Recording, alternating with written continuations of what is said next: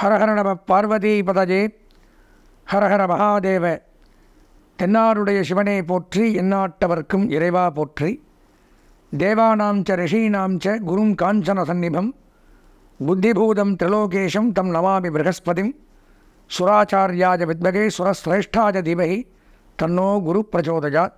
அன்பார்ந்த எங்களுடைய டிவோட்டினேஷன் ப்ளஸ் தொலைக்காட்சி நேயர்களுக்கு உங்களுடைய ஜோதிட ஆச்சாரியர் ஜோதிட குரு சிவஸ்ரீ டி சரவணமாணிக்க சிவாச்சாரியர், முதல்வர் காஞ்சி காமகோடி பீடம் வேத சிவ ஆகம பாடசாலை சங்கரமடம் காஞ்சிபுரம். அலைபேசி 9865098370. அடியனுடைய பணிவான வணக்கங்கள் மற்றும் ஆசீர்வாதங்கள்.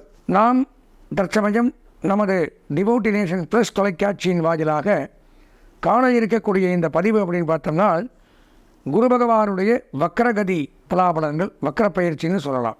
அந்த வக்ரகதி பலாபலன்கள் இந்த மேஷம் முதல் மீனம் ராசி வரைக்கும் இருக்கக்கூடிய 12 ராசி நேயர்களுக்கும் என்ன நன்மைகள் தீமைகளை தரப்போகிறது அப்படிங்கிறது தான் இந்த பதிவில் நாம் விரிவாக காண்கிறோம். குரு வக்ர பயிற்சின்னு சொல்லுவாங்க, நல்லா தெரிஞ்சுக்கணும். பயிற்சி அப்படின்னா ஒரு இடத்தை விட்டு மற்றொரு ராசிக்கு போகிறது தான் பயிற்சி. ஒரு இடம் பெயர்றது. இப்போ இந்த வீட்டில் இருக்கோம்னா 100 வீட்டுக்கு போகிறது தான் பயிற்சி. ஆனால் குரு பகவானை பொறுத்த வரைக்கும் இடம் மாறலை, அதே விஷபராசியில் தான் இருக்கார். வக்கரம் அப்படின்னா திரும்பிக்கிறது. அவனுக்கு வக்கர புத்திடா அப்படிலாம் சொல்கிறோமா இல்லையா?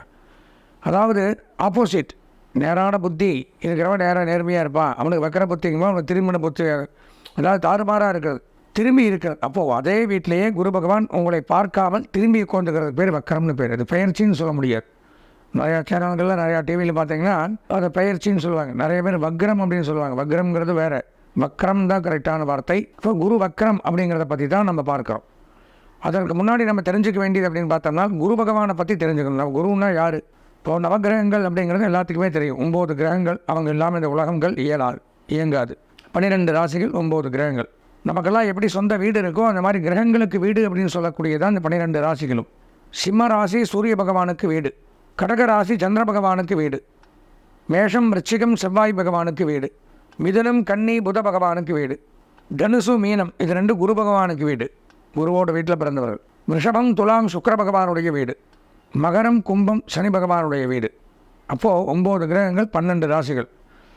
5 கிரகங்களுக்கு 2 வீடு, 2 10, சூரியன் 1 11, சந்திரன் 1 12. வீடுகள் முடிஞ்சது, ராசிகள் முடிஞ்சது. ராகு கேதுகளுக்கு அப்படின்னு சொந்த வீடு கிடையாது. அப்போதைக்கு பயிற்சியாக எங்கே இருக்காங்களோ அது சொந்த வீடு. இப்போ ராகு பகவானுக்கு மீனராசி சொந்த வீடு அடுத்த பயிற்சி வரைக்கும். கேது பகவானுக்கு கன்னி ராசி இப்போ சொந்த வீடு. சரியா? எதற்காக சொல்கிறேன் அப்படின்னா, நமக்கு வீடு இருக்குது அப்படிங்கிற காரணத்தினால நம்ம வாழ்நாள் முழுவதும் நம்ம எல்லாரும் வீட்டுக்குள்ளேயே யாரும் தங்கி இருக்கிறதில்ல. பல வேலைகளாக அங்கேயும் எங்கேயும் அலையிறோம், ஓடுறோம். அந்த மாதிரி இந்த கிரகங்களும் அவங்கவுங்க வீடு, இப்போ நான் சொன்னேன் அந்த 12 ராசிகள் அவங்கவுங்களுக்கு ஒரு வீடு சொன்னேன், அதிலேயே இருந்து நமக்கெல்லாம் அனுகிரகம் பண்ணுவாங்கன்னு நினைக்க வேண்டாம். அவங்களும் ஒரு ராசியை விட்டு மற்றொரு ராசிக்கு போயிட்டு வந்துட்டு தான் இருப்பாங்க. அதற்கு பெயர் பயிற்சின்னு பேர். எப்படி ஒரு ராசியை விட்டு மற்றொரு ராசிக்கு போகிறதுக்கு பெயர் தான் பயிற்சி. அதே ராசியிலே இருந்தால் வக்கரம் அல்லது நேராக இருக்கிறது. இது 2 தான். இப்போ பயிற்சி ஆகிறதுல பார்த்தோம்னா, அதிகப்படியாக ஒரு கிரகத்தில் தங்கி ஒரு ராசியில் தங்கி நல்லது கெட்டது அப்படின்னு பண்ணுறது 4 கிரகங்கள் மட்டும்தான். ஃபஸ்ட்டு சூரிய பகவான் 1 மாத காலம் ஒரு ராசியில் சஞ்சரிப்பார், அப்புறம் பயிற்சி ஆகிடுவார். சூரிய பயிற்சி. சந்திர பகவான் வெறும் 2.5 நாள் மட்டும்தான், 2.5 days, அப்புறம் பயிற்சி. 2.5 நாளைக்கு பயிற்சியாக இருந்த ஒருத்தர் தான். செவ்வாய் புதன் சுக்கிரன்னா 40 நாள் 45 நாள். அதிகப்படியாக ஒரு ராசியில் தங்கி நல்லதும் கெட்டதும் நமக்கெல்லாம் தரக்கூடிய கிரகங்கள். ஃபஸ்ட்டு சனி பகவான் 2.5 ஆண்டுகள், 2.5 வருஷம் ஒரு ராசியில் தங்கி நல்லது கெட்டது அப்படிங்கிறது பண்ணுறார். அதுக்கு அடுத்தது ராகு கேது 1.5 வருஷம் ஒரு ராசியில் தங்கி நல்லது கெட்டது பண்ணுறாங்க. அப்புறம் குரு பகவான் 1 வருடம் ஒரு ராசியில் தங்கி நல்லதும் கெட்டதும் செய்வார். இது பயிற்சி விவரங்கள். எதற்காக சொல்கிறேன்னா, இந்த 9 கிரகங்களுக்கும் ஒவ்வொரு வேலைகள் உண்டு. நமக்கெல்லாம் ஒரே வீட்டிலே 5-6 பேர் இருந்தாலும் எல்லாம் ஒரே வேலையை செய்கிறது இல்லை. அவர் இதில் இருக்கார், இவர் இன்கம் டேக்ஸில் இருக்கார், அவர் கஸ்டம்ஸ் இருக்கார், போலீஸாக இருக்கார், இவர் தாசில்தார், ஒவ்வொருத்தர் ஒவ்வொரு அலுவலில் இருக்கும். அந்த மாதிரி இந்த 9 கிரகங்கள் அப்படின்னு எடுத்துட்டால், சூரிய பகவானுக்கு என்ன வேலைன்னா ஆத்மகாரகன் பித்திருக்காரகன்னு பேர். நம்மளுடைய ஆத்மா ஹிருதய சம்பந்தமான நோய்கள், அரசியல், அரசாங்கம், அரசு வேலை, தகப்பனார் வழி சொத்து, தகப்பனார் உடல் நலம், இதெல்லாம் பார்த்துக்கிறது சூரியனோட வேலை. சந்திர பகவானுக்கு என்ன வேலைன்னு பார்த்தோம்னா மனோகாரகன் மாத்ருகாரகன். தாயாரை பற்றி நான் சொன்னேன், தாயார் உடல் நலம், தாயார் வழி சொத்துக்கள், தாயார் வகையான உறவுகள், மனசு, நம்மளுடைய மனோரீதியான எண்ணங்கள், செயல்கள், புத்திகள், ஒரு சைக்கார்டிக் ப்ராப்ளம் வர்றது, மனோ பயம் வர்றது, பதட்டம் வர்றது, தெளிவில்லாமல் தெரிகிறது, சந்தோஷமாக இருக்கிறது, இதுக்கெல்லாம் சந்திரன் தான் காரணம். அவருடைய வேலை அது. செவ்வாய் பகவான் பூமிகாரகன், சகோதரகாரகன், மருத்துவகாரகன், இப்படி சொல்லலாம். பூமி, நிலம், வீடு, விவசாயம், அக்ரிகல்ச்சர், நிலத்தடி நீர், நெடுஞ்சாலை, கட்டுமானங்கள், காவல்துறை, உணவு, மருத்துவம், சகோதர வர்க்கம், இதெல்லாம் அவர் பார்த்துப்பார். உடன் பிறந்தவர்கள் இதெல்லாம். 4வது பார்த்தோம்னா புத பகவான். புதனுக்கு என்ன வேலைன்னா வித்தைக்காரகன். படிப்பு, உத்தியோகம், தொழில், வேலை வாய்ப்பு, இது புதனால தான். அதனால தான் பொன் கிடைத்தாலும் கிடைத்தும் புதன் கிடைக்காதும்பாங்க. பேர்பட்ட நவகிரகங்களில் மிகவும் முக்கியமான தெய்வத்தில் ஒருத்தர் புதன். அப்புறம் பார்த்தோம்னா குரு பகவான். குரு பகவானுக்கு மட்டும் இந்த கிரகங்களுக்கெல்லாம் இல்லாத சிறப்பு ஒன்று உண்டு. ஏன்னா குரு பார்க்க கோடி நன்மை அப்படிம்பாங்க. குரு பகவான் மட்டும் பார்த்தாலே போருமா, இங்கே இருக்கணுங்கிறதே இல்லை. மற்றவங்க இந்த இடத்துல இருந்தால் தான் சிறப்பு. குரு பார்க்க கோடி நன்மை. அப்போ திருமண பலன், திருமணமாகிறது, வம்ச விருத்தி ஏற்படுது, பொன் பொருள், ஆடை, ஆபரணங்கள், வஸ்திரங்கள், நகைகள், இல்வாழ்க்கைக்கு தேவையான அனைத்தையும் தரக்கூடியவர் குரு பகவான். அதனால தான் ஒரு திருமணம் பண்ணுறோம்னா குரு பலன் வந்துருச்சான்னு பார்ப்பாங்க. அந்த குரு பலன் அப்படிங்கிறது குரு எந்தெந்த இடத்த பார்ப்பார்? அவர் உட்கார்ந்த இடத்துல வந்து 2ஆம் இடம், 5ஆம் இடம், 7ஆம் இடம், 9ஆம் இடம், 11ஆம் இடம், இங்கெல்லாம் குரு பார்வை. ஸோ இந்த இடத்துல குரு பகவான் இருந்தார் அப்படின்னா நமக்கு பார்வைப்பட்டதுனாலும் அந்த குரு பலன் கிடைக்கும். குருவனுடைய அனுகிரகத்தால் நான் சொன்ன திருமணம், குழந்தை பாக்கியம், சொத்து பத்துக்கள், உத்தியோகங்கள், ஆடை ஆபரணங்கள், வஸ்திரங்கள், நகைகள், பொருளாதாரங்கள், இவையெல்லாம் குரு பகவானால் ஏற்படுறது. அடுத்தது சுக்கிர பகவான். சுக்கிர பகவான் அப்படிங்கிறதுனால் கலத்திரக்காரர்கள்.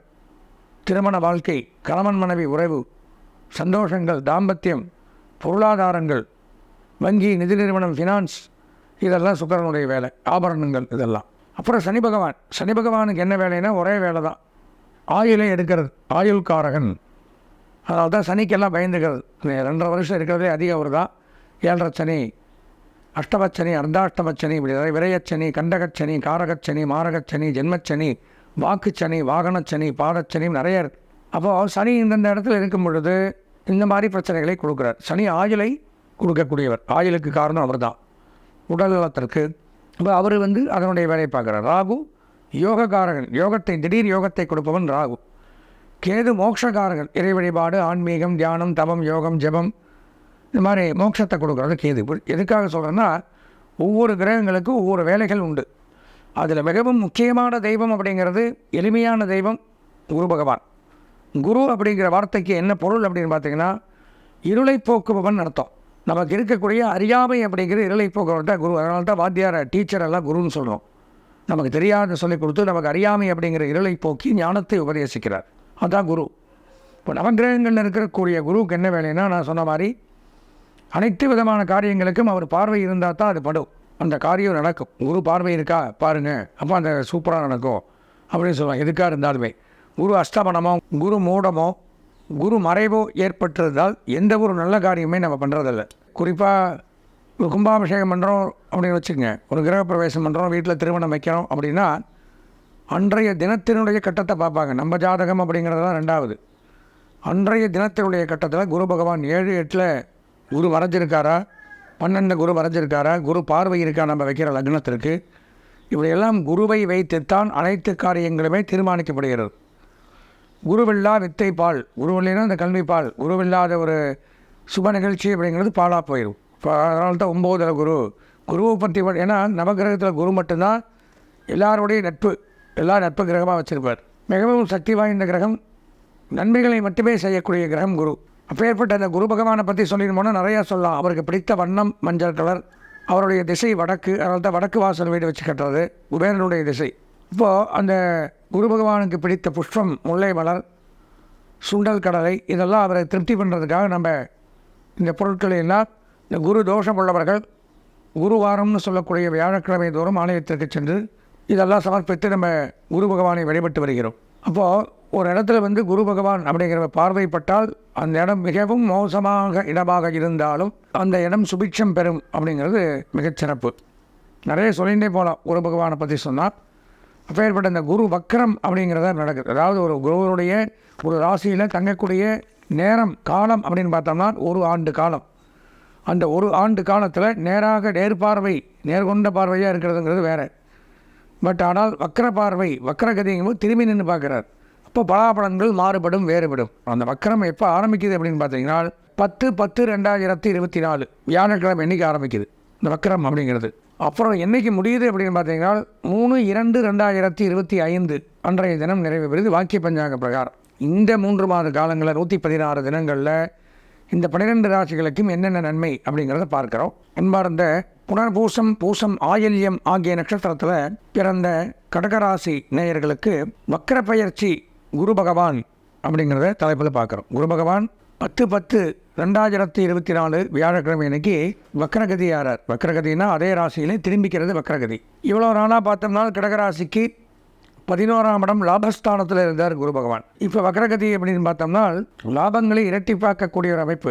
லாபாதிபதி வக்கரத்தில் இருக்கும் பொழுது எதிர்பாராத லாபங்கள் அப்படிங்கிறத கொடுப்பார். பொதுவாக கடகராசி அப்படின்னு எடுத்துனோம்னாலே மிகுந்த இரக்க சுபாவங்கள், மனோபலம் இல்லாதவர்கள், மன இரக்கம் கொண்டவர்கள், மனம் தளர்ந்தவர்கள், தாயார் மேல் மிகவும் பற்றுள்ளவர்கள், இப்படியெல்லாம் எடுத்துக்கலாம். மனோகாரகன், மாத்திருக்காரகன் சந்திரன். சந்திரனை தனது ராசிநாதனாக கொண்ட தங்களுக்கு இந்த வக்கர பயிற்சி அப்படிங்கும் பொழுது மனதளவு பாதித்த விஷயங்கள் எல்லாம் நிவர்த்தி செய்வார். மனசளவு பெரிய துன்பம், இவ்வளோ நாளாக யார்கிட்டையும் சொல்ல முடியல, கஷ்ட நஷ்டங்கள், தன்னாலையும் ஜீர்ணிக்க முடியல, யாருக்கிட்டையும் சொல்லவும் முடியல, இந்த மாதிரி பல பிரச்சனைகள் நிறைய பேருக்கு இருக்கும். சில விஷயங்கள் தான் சில பேர்கிட்ட பகிர்ந்து கொள்ள முடியும், சில விஷயங்களை சொல்லவும் முடியாது, மெல்லவும் முடியாது. அப்படி இருக்கக்கூடிய விஷயங்களுக்கு ஒரு தெளிவான தீர்வு அப்படிங்கிறத இப்போ குரு பகவான் தங்களுக்கு ஏற்படுத்தி கொடுப்பார். லாபஸ்தானத்தில் குரு பகவான் சந்திருக்கிறதுனால எதிர்பாராத தனவரவு, திடீர் திருப்பங்கள், இழந்த பதவி மீண்டும் கிடைத்தல் நல்லா தெரிஞ்சுக்கணும். இதுதான் மெயின். இதில் கடந்த ஆண்டுகள்லாம் பார்த்தீங்கன்னா 10லே பார்ப்பான் பதவியை கெடுப்பான் அப்படிங்கிற ஸ்தானத்தில் இருந்தார் குரு பகவான். வக்கரகதியிலிருந்து பார்த்தோம்னா மிகச்சிறப்பு. இழந்த பதவிகள், இழந்த வேலைகள், தொழில்கள் இவையெல்லாம் மீண்டும் நமக்கு சாதகமாக கிடைக்கக்கூடிய அமைப்பு அப்படிங்கிறது ஏற்படுத்துகிறது. மிக மிக நன்மைகள் அப்படிங்கிறத எடுத்துக்கலாம். கடகத்தில் பார்த்தோம்னா 3ஆம் இடத்தில், அதாவது அரசு வேலைக்காக காத்துருக்கிறவங்களுக்கு அரசாங்க வேலை அப்படிங்கிறத கண்டிப்பாக ஏற்படுத்தி கொடுப்பார். அதே மாதிரி பார்த்தோம்னா இந்த அரசியலில் ஈடுபடக்கூடியவர்கள், புதிதாக கட்சி ஆரம்பிக்கிறவங்க, அந்த கட்சியில் சேரக்கூடியவர்கள், அவங்கெல்லாம் போகலாமா வேண்டாமா, நம்ம ஜெயிப்போமா, இப்படியெல்லாம் பலவித கேள்வி பதில்களோடு தடுமாறிக்கொண்டிருப்பவர்களுக்கு இது ஒரு கடகராசிக்காரர்கள் கண்டிப்பாக இந்த தருவாயில் ஒரு அரசியலில் இணைந்தோமையானால் நமக்கு சாதகமாக இருக்கும். தகப்பனார் செய்த தொழில், வெட்டிக்கு போன தொழில் நம்ம துவங்கலாம். அது அப்பாவோட போச்சுங்க, யாருங்க எல்லாம் பார்க்குறா அப்படின்னு சொல்லலாம். பட் தகப்பனார் செய்த தொழிலை கடகராசினியர்கள் கண்டிப்பாக செய்யும் பொழுது இது கை கொடுக்கும். இந்த நேரத்தில் எடுத்து செய்யலாம். பித்ருராஜ்ய சொத்துக்கள், தகப்பனார் வழி சொத்துக்களில் இருந்து வந்த வில்லங்கம் விவகாரங்கள் அறவே விலகும், கவலைப்பட வேண்டாம். எதிர்பார்த்த காரியங்கள் நிறைவேறும். குழந்தைகள் கல்வி அறிவு அப்படிங்கிறது ஞானம் உண்டாகும். அதாவது மந்தமான சூழ்நிலை, கடைசி பெஞ்சில் கோர வச்சுட்டாங்க, படிக்கிறது இல்லை, படிச்சுட்டு மறந்து போயிடுது, கடைசி ரேங்க் எடுக்கிறோம் அப்படின்னு இருந்த மாணவர்கள் கூட இந்த வக்கரகதியில் பார்த்தீங்கன்னா முதல் பெஞ்சுக்கு வரலாம், முதல் மதிப்பெண்களை எடுக்கலாம், கல்வித்துறையில் சிறந்து விளங்கலாம். அதே மாதிரியே திருமணமாகாத பெண்கள், பல தோஷங்கள் இருக்குது, செவ்வாய் தோஷம் இருக்குது, ராகுகேது தோஷம் இருக்குது, அந்த புனர்பூ தோஷம் இருக்குது, இப்படியெல்லாம் சொல்கிறவங்களாம் கண்டிப்பாக இந்த வக்கரகதிக்கு எந்த தோஷம் கிடையாது. குரு பகவான் தான் திருமணத்திற்கு அதிபதி. அப்போது திருமணாதிபதி, விவாகாதிபதி குரு பலன் வந்துருச்சான்னு கேட்கும்பொழுது அவர் வக்கரகதியில் இருக்கும் பொழுது தோஷங்கள் அடிபட்டு போயிடும். கண்டிப்பாக தடைபட்டு வந்த திருமணங்கள் நிச்சயிக்கப்படக்கூடிய ஒரு காலகட்டமாக இது விலகுது. எதிர்பார்த்த பல காரியங்கள் அப்படிங்கிறது நன்மையை கொடுக்கும். நன்மைகள் சற்று கூடுதலாக உண்டாகும். பிரிந்த தம்பதிகள் ஒன்று சேர்வார்கள். வியாபாரம், உத்தியோகம், தொழில், குறிப்பாக சொல்லப்போனால் விளையாட்டுத்துறை அப்படிங்கிறது கையில் எடுத்துக்கலாம். மிகச்சிறப்பாக இருக்கும். எந்த விளையாட்டாக இருந்தாலும் சரி, விளையாட்டு வீரர்கள் சாதிக்கக்கூடிய ஒரு நேரம் இந்த வக்கரகதியில். தன்னுடைய பேரை ஏதாவது எத்தனையோ பேர் விளையாடினாலும் சில பேர் தான் வெளியில் தெரியும், ஒரு 10-15 பேர் தான் அந்தந்த துறையில் தெரியும். அந்த மாதிரி நம்மளுடைய பெயரும் வெளியில் தெரியக்கூடிய அளவு நம்மளுடைய ஊக்கத்தையும் நம்மளுடைய வெளிப்பாடுகளையும் அதிகம் செய்யக்கூடிய ஒரு நேரம் இந்த வக்கரகதி பலன்கள் கடகராசிக்கு. அதே மாதிரி நம்மளை வேண்டான்னு ஒதுக்கினவங்க நம்ம வேணும்னு மீண்டும் எதிர்பார்க்கக்கூடிய ஒரு அமைப்பு. அது எந்த விஷயமா, வேலையாக இருக்கட்டும், குடும்ப விஷயமா இருக்கட்டும், அவாய்ட் பண்ண விஷயங்களெல்லாம் மீண்டும் நம்மளை கூப்பிட்டு கொடுக்கக்கூடிய அமைப்பு அப்படிங்கிறது ஏற்படும். பொன் பொருள், ஆடை ஆபரணங்கள், வஸ்திரங்கள், நகைகள் வாங்கி மகிழக்கூடிய அமைப்பு அப்படிங்கிறது ஏற்படுது. குறிப்பாக சொல்லப்போனால் அழகு சாதன பொருட்கள், பியூட்டி பார்லர் வச்சிருக்கிறவங்க, உடற்பயிற்சி நிலையங்கள் வைத்திருக்கிறவர்கள், முடித்திருத்தங்கள், இந்த மாதிரியெல்லாம் வச்சிருக்கிறவங்களுக்கு இந்த வக்கரகதி பலன்கள் கடகராசிக்காரர்களுக்கு நன்மை அளிக்கும் விதமாக தான் இருக்குது. போக்குவரத்து, பிரயாணங்கள், அதுலேயும் நன்மை. ஏதோ ஒரு விஷயமாக அடிக்கடி அலையிறோம், அங்கே போகிறோம், இங்கே வரோம், அப்படிதான் வீண் அலைச்சலாக இருந்து வந்த, ஏன் சொல்கிறதா, அஷ்டம சனி இருக்குது கடகராசிக்கு. 8ஆம் இடத்துல சனி இருக்கிறதுனால வீண் விவாதங்கள், அலைச்சல், மனவேதனை, சங்கடங்கள் அதெல்லாம் இருந்தாலும், அது ஒரு புறம் இருந்தாலும், இந்த வக்கர குரு பயிற்சி அப்படின்னு வந்ததுனால் அதையெல்லாம் மாற்றி நன்மைகளாக மாற்றி கொடுப்பார். செய்யக்கூடிய ஒவ்வொரு செயலுமே அதில் ஒரு நன்மை அப்படிங்கிறது தான் உண்டாகும். கவலை வேண்டாம். மனசில் கவலைகள் நிறையா இருக்கும், அந்த கவலையிலிருந்து வெளியில் வரலாம். தொழிலில் லாபங்கள் அப்படிங்கிறது ஏற்படுது, நன்மைகள் அப்படிங்கிறது உண்டாகுது. திருமண பிராப்தி கண்டிப்பாக ஏற்படக்கூடிய ஒரு காலகட்டமாக இது விளங்குது. அதே மாதிரியே இழந்த தொழில் மீண்டும் கிடைக்கும், இழந்த சொத்துக்கள் கிடைக்கக்கூடிய அமைப்பை கொடுக்குறார். குழந்தைகளுக்கு நல்ல கல்வி அறிவை கொடுக்குறார்.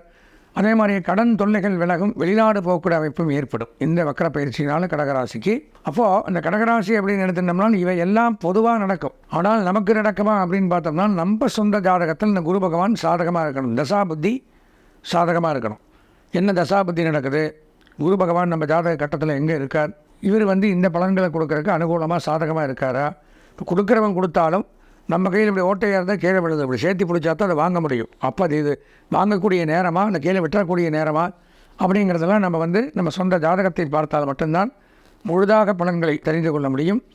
எனவே நமது கடகராசி நேயர்கள் ஒரு தடவையினாலும் இந்த பயிற்சி காலகட்டத்தில் சொந்த ஜாதகத்தை முழுமையாக பார்த்து தெரிந்து கொள்ள வேண்டும். பார்ப்பதற்கு என்ன பண்ணுறோன்னா வேறு ஒன்றும் நீங்கள் பெரிய விஷயமில்லை. இந்த வீடியோ முழுசாக பார்த்தீங்கன்னா இதில் ஸ்க்ராலிங்கில் எங்கள் நம்பர் ஓடும். தாராளமாக அந்த நம்பருக்கு தொலைபேசிக்கு நீங்கள் தொடர்பு கொண்டு சொந்த ஜாதகம் பார்க்கணும்னு தெரிவித்தீர்களானால் நாங்கள் முழுமையாக பார்த்து தெளிவாக கூறுவோம்.